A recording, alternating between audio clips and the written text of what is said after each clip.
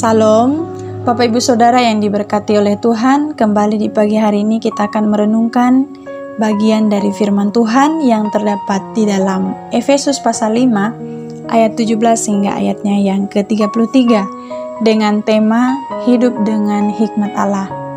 Surat ini ditulis oleh Rasul Paulus ketika dirinya sedang berada dalam penjara. Surat ini juga ia tuliskan untuk orang-orang yang kudus dan percaya di Efesus. Nah, Rasul Paulus memiliki tujuan agar orang-orang yang kudus dan yang percaya di sana benar-benar memperlihatkan, benar-benar menunjukkan sikap hidup mereka yang benar dan iman mereka yang benar dalam kehidupan mereka hari lepas hari, dan tentunya supaya mereka menjadi dampak untuk kemuliaan Tuhan. Dan Paulus menulis surat ini juga, ia memperlihatkan perbedaan bagaimana kehidupan orang yang sudah menerima Tuhan Yesus dan kehidupan orang yang belum menerima Tuhan Yesus. Nah, Bapak Ibu Saudara yang diberkati oleh Tuhan, kita akan belajar bagaimana ciri kehidupan orang yang sudah hidup di dalam Tuhan. Bagaimana ciri kehidupan orang yang hidupnya dengan hikmat Allah. Yang pertama, mengerti kehendak Allah. Hal ini sangat sulit untuk benar-benar teraplikasi dalam hidup kita hari lepas hari.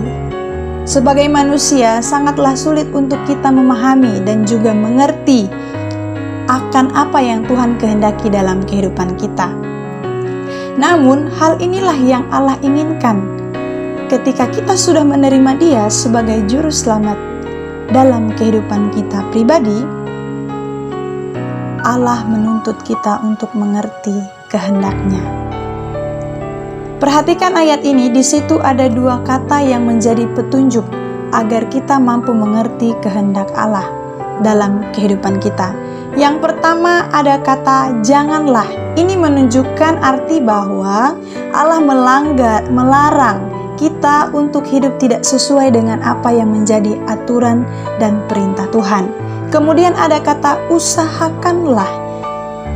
Kata ini juga menjadi petunjuk bahwa Tuhan menuntut kita untuk berusaha dalam mengikut Dia.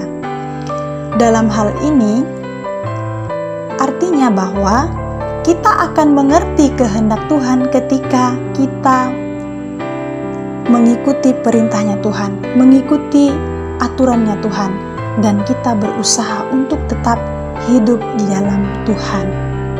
Kemudian yang kedua, hidup dalam limpah syukur. Perhatikan kata senantiasa dalam bagian ini.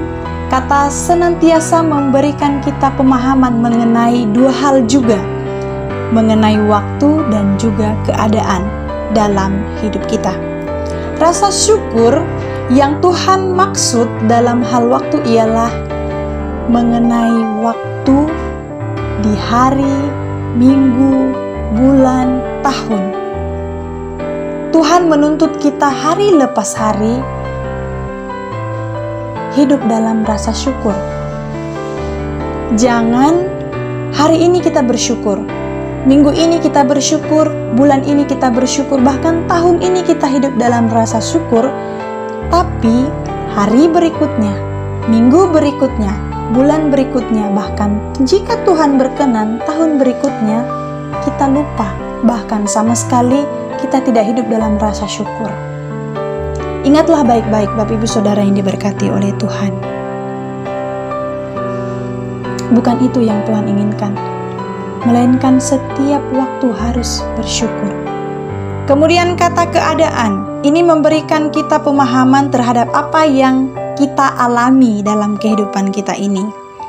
Di saat keadaan kita susah, di saat keadaan kita senang, di saat ada duka dan suka, ingatlah Tuhan menuntut kita untuk senantiasa bersyukur.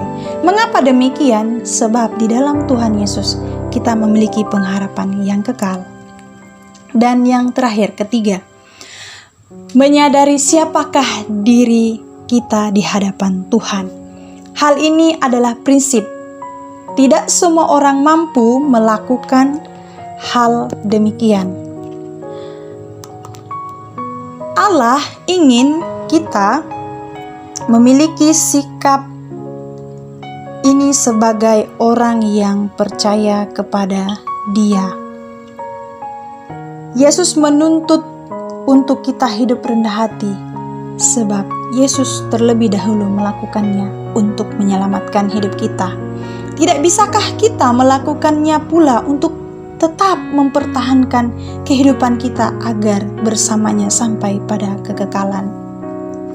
Yang menjadi aplikasi kita pada pagi hari ini, tidak cukup mengaku bahwa kita hidup sudah menerima Kristus Tuhan dalam kehidupan kita sebagai juru selamat pribadi. Perlu menjadi dampak bagi dunia ini dengan cara, mari kita tunjukkan apa yang sudah Tuhan ajarkan melalui firman-Nya, dan kita praktekkan itu dalam kehidupan kita hari lepas hari. Bapak Ibu Saudara, Tuhan Yesus memberkati kita dalam satu hari ini.